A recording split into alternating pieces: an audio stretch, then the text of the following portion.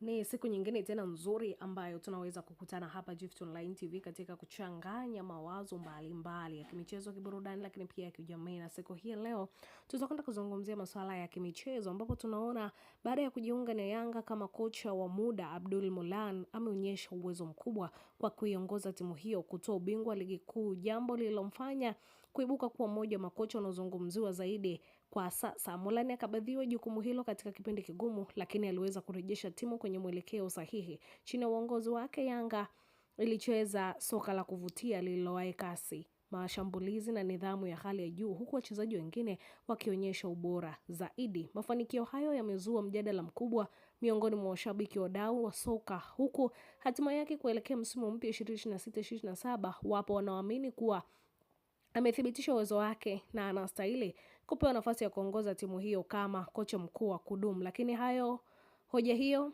kwamba pamoja na kuipa Yanga ubingwa, Molan ameonyesha uwezo wa kujenga kikosi chenye ushindano, falsafa ya soka inayovutia zaidi, jambo linaloweza kumfanya klabu hiyo kuendelea kuwa na mafanikio ndani na kimataifa. Lakini sasa macho na masikio ya mashabiki yanaelekezwa kwa uongozi wa Yanga kusubiri uamuzi utakaofanywa. Je, klabu hiyo itaamua kuendelea kumwamini Abdul Molan na kumpa nafasi ya kuendeleza mafanikio hayo, au itamteua kocha mwingine kwa ajili ya msimu mpya? Hii ni Gift Online TV. Endelea kusubscribe, kushare, kulike pamoja na kucomment ili tuweze kupata taarifa nzuri mbalimbali. Je, ni kweli atabaki ama ataondoka? Mimi na wewe hatujui. Basi baki hapa Gift Online TV, tutapata ukweli wote, tutaweza kufahamu.